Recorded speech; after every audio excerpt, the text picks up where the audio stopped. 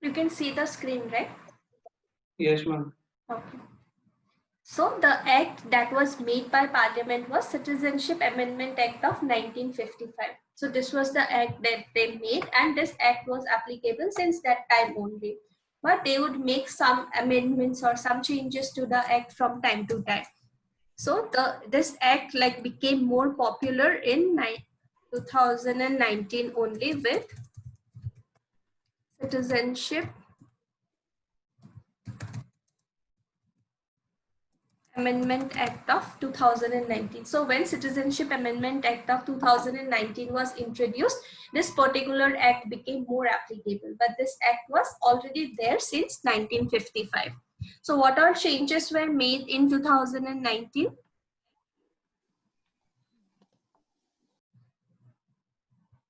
Anyone remembers?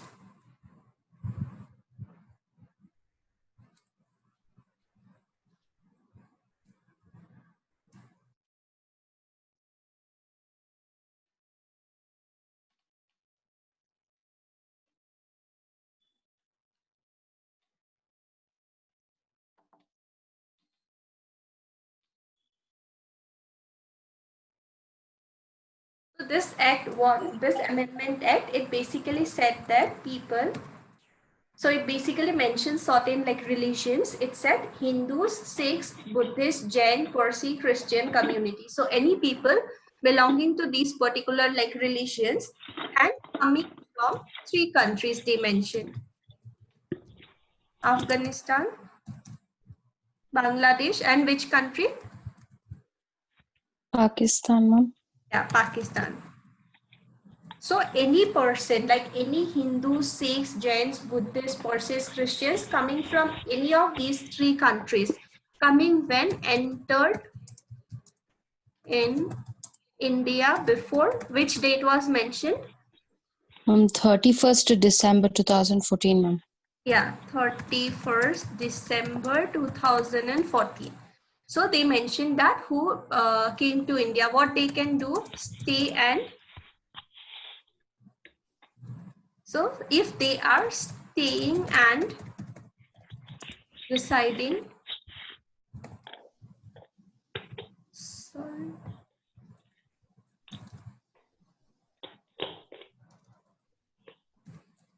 So what happened is that stay and residence time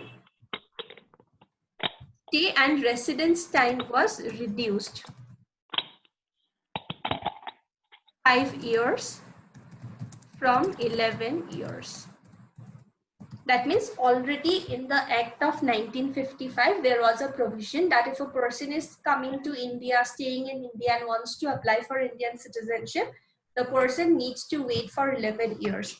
For 11 years, he needs to stay in India without having citizenship, but after that, he can apply for citizenship of India. But this particular time frame was reduced to 5 years for people who came to India before this particular date from these three countries and belonging to these particular like religions. So this is what the Citizenship Amendment Act was all about.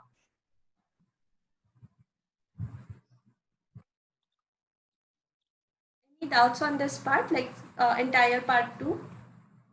No, ma'am. Okay. So I will share this document. You can just go through, like if you want to like go through the provisions, you can just read the highlighted part so you understand what this thing is all about. So Article 5 talks about domicile. Who born in India, parents were born ordinarily resident for not less than 5 years, they would get citizenship. Next one regarding migrated to India from Pakistan, parents were born in India, grandparents were born, migrated before this particular date, ordinarily residing in India, they don't need to apply for any citizenship, they would get it immediately. But people coming on or before this particular date, they need to wait for 6 months. After that, make an application and government would then register them as a citizen. Next one is like people who have migrated 2 times. Firstly, from India, they went to Pakistan, then they decided to came back to India. So they will also have to wait for 6 months and then get themselves registered under the government authority. Article 8 says people who are like staying outside, they can also get themselves registered as a citizen of India. Article 9 says if a person is like accepting citizenship of any other foreign country, he or she would no longer be a citizen of India. Article 10 says anyone who is a citizen of India at one point of time, they would continue to be so. We don't need to renew our citizenship. Article 11 is that Parliament is given this particular right, and the Law Order Act is Citizenship Act 1955, and the recent amendment was of 2019, where the time frame, waiting time was reduced from 11 to 5 years.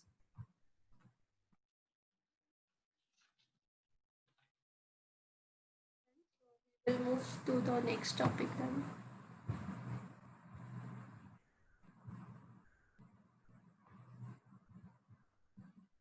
Next part is what? Third part of Constitution. Fundamental rights. Which all articles? Part 3. Yeah, part 3. Articles? 12 13, to ma'am. 35. 12 to 35. Yeah, articles 12 to 35. So fundamental rights is part 3, articles 12 to 35 of the Constitution of India. But now all these articles are not about fundamental rights. Some of these articles are some other provisions relating to fundamental rights. So these are the 6 different types of fundamental rights that we are being given. These 5 are like fundamental rights, actually like things that we enjoy, and last one is a right that is given just in order to ensure that our rights are not being violated. We are able to enjoy our rights, and in case they are being violated, we can go to the Supreme Court or High Court for enforcement of our fundamental rights.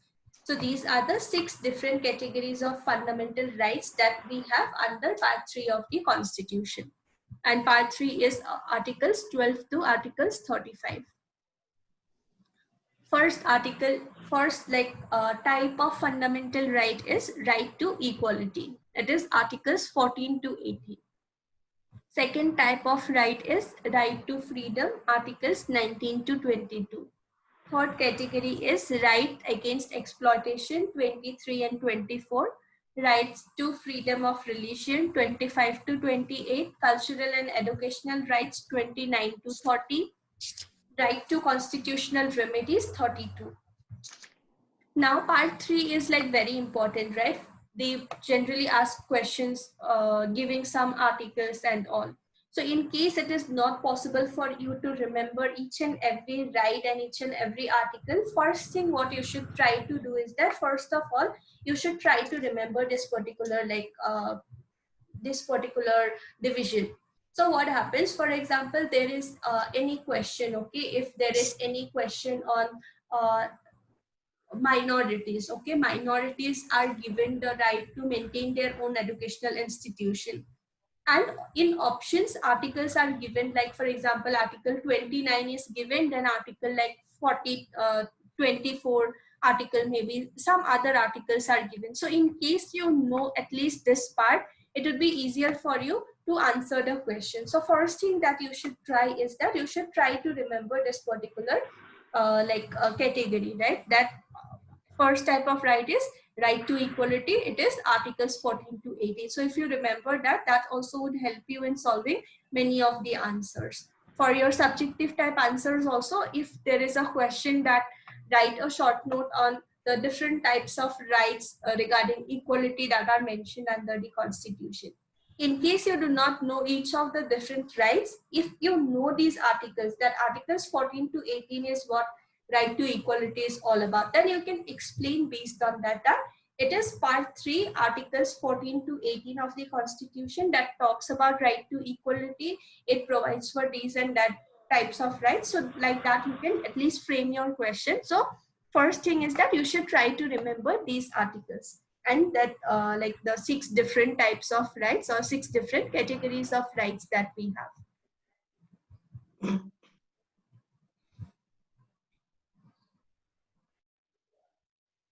So what is Article 12 of the Constitution? State. What all things should be included under the definition of state? Universities, schools, all the legislations. Yeah, not like legislation, but parliament, Yes, ma'am. legislatures that would be included. Yeah, courts would be included. Any other government authority that is registered, so those also would be included. So Article 12 starts, is the first article that we have under Part 3 of the Constitution, and it provides for definition of the term state. And this definition, apart from Part 3, to which part this particular definition would be applicable? There is another part in the Constitution that refers that the same definition would be applicable, like Article 12. Which part is it? DPSP, madam. Yeah, it is Four. DPSP. That is, which article mentions that? 38. It is 36, the first article only. Oh, okay. So the first article itself says that, like for Part 3 also, in the first article only we have definition. So like that for DPSP also, they say that whatever definition of state is given under Article 12, same definition only would be applicable even for DPSP. So the definition given is in this part, unless the context otherwise requires, state would include what? It would include the government, the Parliament of India, and the government and legislature of each of the states, and any other local or any other authorities within the territory of India or under the control of the government of India. So all of those things would be included under the definition of states, and they would be they are duty bound to ensure that these particular fundamental rights are given to the people.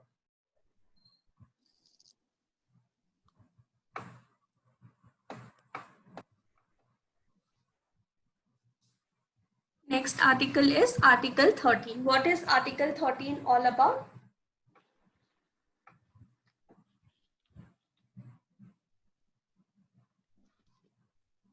Anyone remembers Article 13? Protection of law.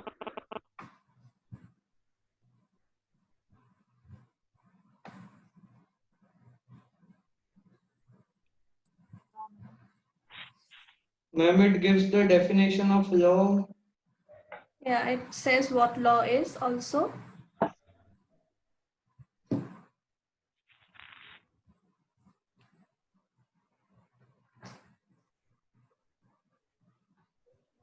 So under Part 3, what we have certain fundamental rights. These rights are given, and also definition of state is given, that this is who all would be responsible. Now, Constitution of India came into force only in 1950. Before that also, we had multiple legislation. We had multiple like national laws, domestic laws, municipal laws. We had many other laws or many other, many other things that were applicable in India. So we had to ensure that all of those things are also following the provisions of Part 3. In case anything is not, contradictory to the provisions of Part 3, we need to deal with those provisions. So Article 13 is all about the laws which are inconsistent with or in derogation with the fundamental rights. That means obviously fundamental rights are given, definition of state is given, we are being told who all would be responsible to ensure these rights are utilized. But then we also should look into the laws which were existing before the Constitution of India came into force, and what will happen to those laws. So Article 13 tells us what will happen to those laws. It says all the laws in force in the territory of India immediately before commencement of the Constitution, so far as they are inconsistent with the provisions of this part, to the extent of such inconsistencies, shall be void. That means any law which is applicable or in force in the territory of India immediately before Constitution of India came into force, that means before 1950, whatever laws were there, if any part of that particular law or the entire law is inconsistent with the Constitution, Part 3 of the India, what will happen is that that part would be considered as void. That part would not be applicable after commencement of the Constitution. So any law which is applicable in India before Constitution of India came into force, any part or the entire law, whatever is violating the Constitution or Part 3, that particular thing would be considered as void. that would no longer be applicable. Is this part clear? Yes, ma'am. Yes, madam. Nextly, they said the state shall not make any law which takes away or abridges the rights conferred in this part, and any law made in contravention of this clause shall to the extent of contravention be void. So in first thing what they are mentioning is that the laws that were applicable before 1950, right? That before 26th of January 1950, whatever laws are applicable, we should see that if it is violating the provisions of part 3. In case it is violating, then we, we cannot make it applicable. 1 second, I'm getting one call. Hello?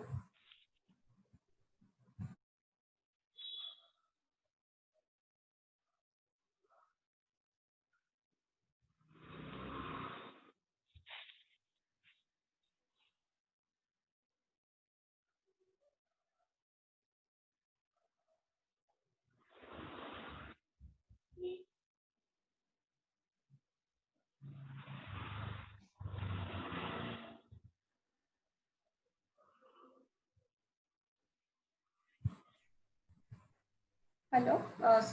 Okay. So what happens is that for the first part, they are saying that any particular law that is in force before 26th of January 1950, that would become void if it is violating the provisions of part 3, or if any part of it is violating the provisions of part 3. Okay. So if there is, for example, one particular law, the entire law is not violating the provisions of part 3, but only one section or one particular provision is violating, then that provision would become void.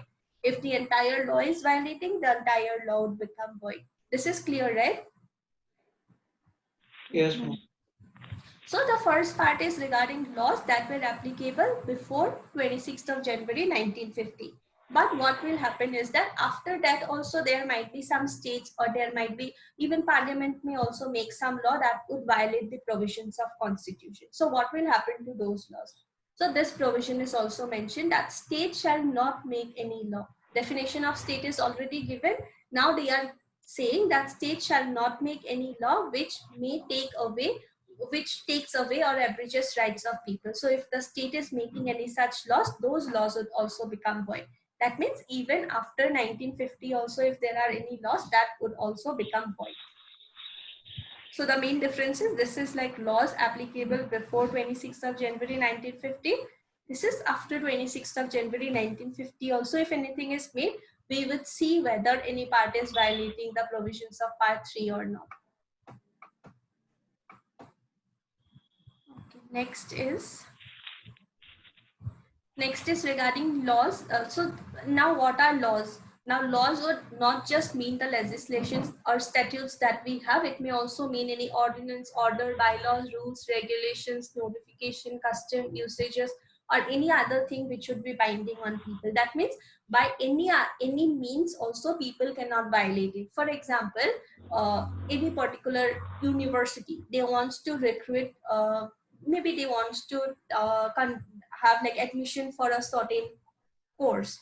If they are not fulfilling the rights, if they are not providing reservation to the minority group, if they are not providing the relaxation regarding age or admission fees or anything to the minority group, that would mean they are violating. That means that particular notification would also be considered as law and it would become void. So anything that is made, it should be ensured that it is not violating part 3 of the Constitution of India. And law does not just mean any statute or legislation, but it may mean any other thing also. Law in force includes laws passed or made by legislature or any other competent authority before commencement of this Constitution, not previously repealed and not previously repealed laws thereof. So this basically means law in force means any law that is applicable at that particular moment, which is applicable in India. That is what is called as laws in force. Any doubts on Article 13? No, ma'am. No, ma'am. Okay. So firstly, they said that any laws applicable before 26th of January 1950, we would see if it is violating. If violating, it would become void. Any laws after that period also, we would see if it is violating, it would become void. Law would not just mean statutes and legislation, it would mean any other thing also. Now what happens? These things were mentioned, okay? Now that means what? Everything should ensure that part 3 is fulfilled, part 3 is followed, part 3 is, citizens are able to enjoy part 3. Now there was there were a few cases, like Golaknath case also came, right? Yes, in last class I told you. So there was Golaknath. So what happened is that after independence, all the lands that we had in India, it was held by the zamindars, right? A big areas of lands were held by zamindars, and people used to work under them, and then they used to get paid. So what happened is that government needed lands after independence. Government needed lands so that they can start with some developmental activities in India. So what they started doing is that state governments, they started implementing some land reform laws, under which what they would say is that they would fix a certain number, that this is what is the maximum amount of land one person can hold, this is what is the maximum amount of land that an entity can hold. So like that, they wanted to give a restriction, and so that they can also get lands from people or from zamindars. Now there was one law for Punjab during LC Golaknath case. So what that particular law said is that Golaknath cannot hold such a big amount of land, they need to give portions of it to the government. That particular law was challenged in the in court. A case was filed saying that under constitution we are being given a fundamental right to property, and then now this particular state law is violating that particular right. So what happened is that court also said that, okay, fine, under fundamental rights, citizens are given this particular right. So parliament cannot make a law, or, the state cannot make a law whereby they would take away that particular property from people. So like that, what happened where that parliament's, power was restricted. States were not allowed to make laws that would take away that particular right from people. So there was some amendment that was made, and it was said that nothing in this article shall apply to any amendment to the constitution under article 368. Why this particular amendment was made? Because right to property was removed, right? From fundamental rights, it was removed and it was inserted in article 308. Now if that thing is made, that would also be seen, right? That particular thing, that fundamental, it was a fundamental right to property was a fundamental right at one point of time. So is it justified that we would take it and then we would make it a constitutional right? That part would also be seen under this article, right? So state is making some law which is violating the fundamental right to property was a fundamental right, it is taken away. That means that particular constitutional amendment would also be seen under this particular article. So they inserted another clause that nothing in this article would be applicable to any amendment made under article 368. That means parliament's decision to make right to property a constitutional right and not a fundamental right, we cannot see whether that is violating the provisions of part 3 or not. Is it clear? Yes, ma'am. Okay, so this article basically was included. This particular change was basically made because of that only. Because courts were not allowing any state to make certain laws which should take away the right to property from people. So what happened is that this particular clause was added that any amendment of the constitution would not come under this. That means we can even make changes to the fundamental rights, take away a fundamental right which is usually given to the people. So that thing we cannot see.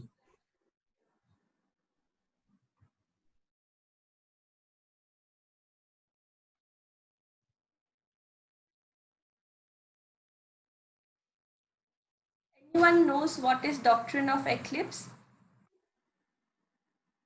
Also related to article 13 only. Doctrine of eclipse, anyone remembers?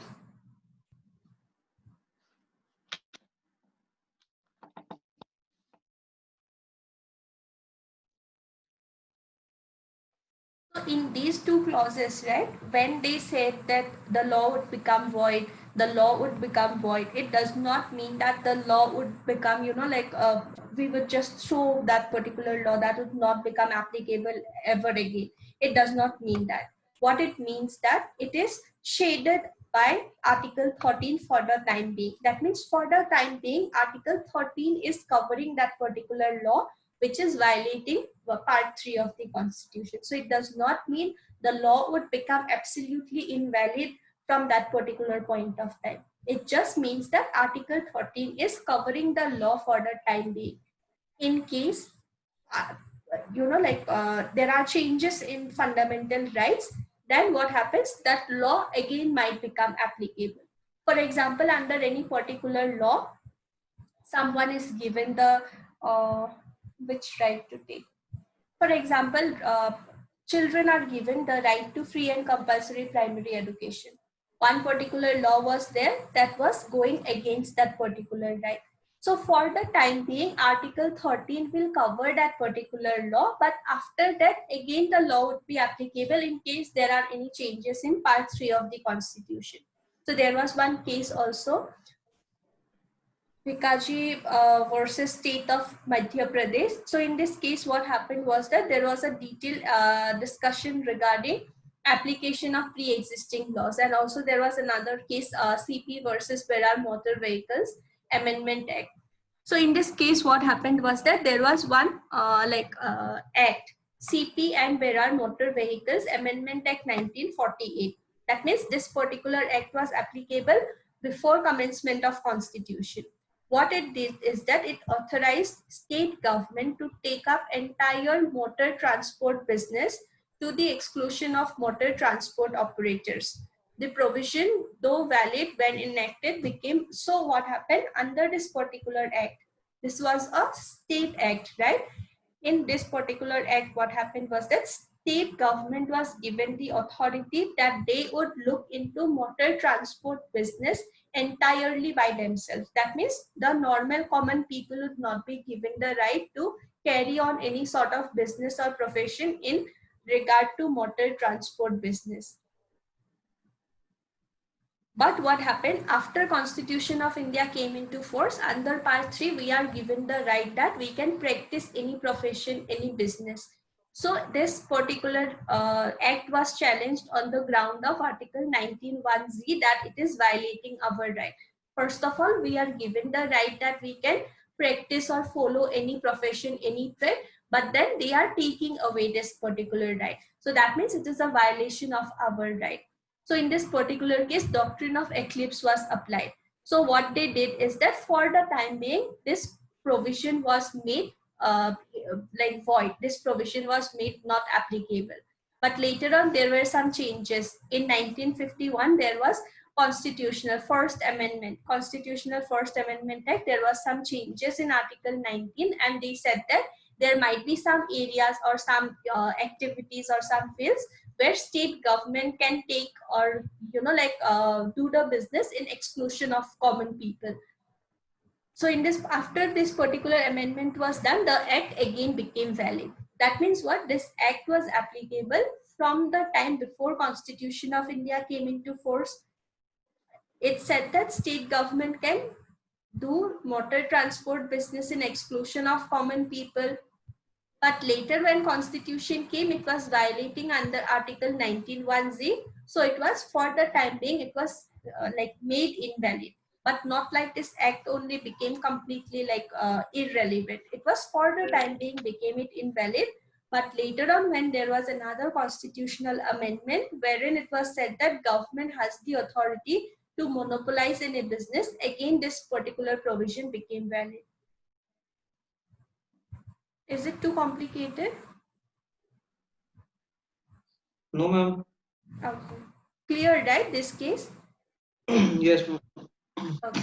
So basically they said that state government would be taking or carrying the entire motor transport business in exclusion of common people under this particular act. When Constitution came, we were given the exclusive right that we have the right to practice any profession, any trade, any business. So under Article 19(1)(g), this act was challenged, And for the time being, doctrine of eclipse was applied on this act. But later on, we had one amendment in 1951, first constitutional amendment, where another clause was inserted in Article 19, and it said that government has the authority to monopolize any business. Then this particular act again became applicable. It again became valid.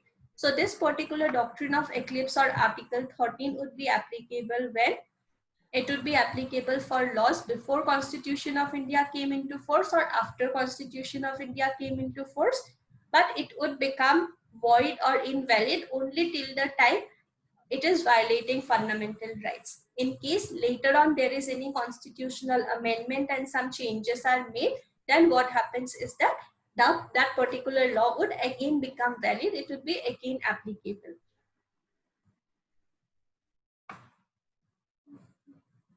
So if anyone have any doubts, you can ask me regarding these two articles. Article 12 and 13, any doubts, anyone? No, ma'am. Okay.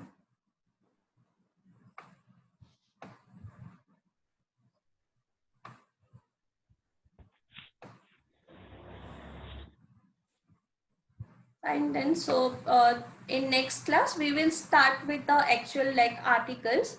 So we will start with the actual rights, fundamental rights that are given: equality, freedom, against exploitation, religion, cultural rights, and also right to constitutional remedies.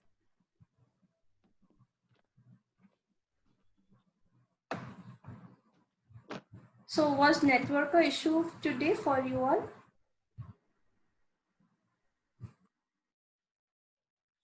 I had bit of an issue, ma'am. The voice was breaking a bit, ma'am. Okay, fine. So I have recorded the session. I will share it with you. If anyone else had issues with it, you can let me know. I will share the audio with you also. Thank you so much, ma'am. Thank you. Okay, thank you then.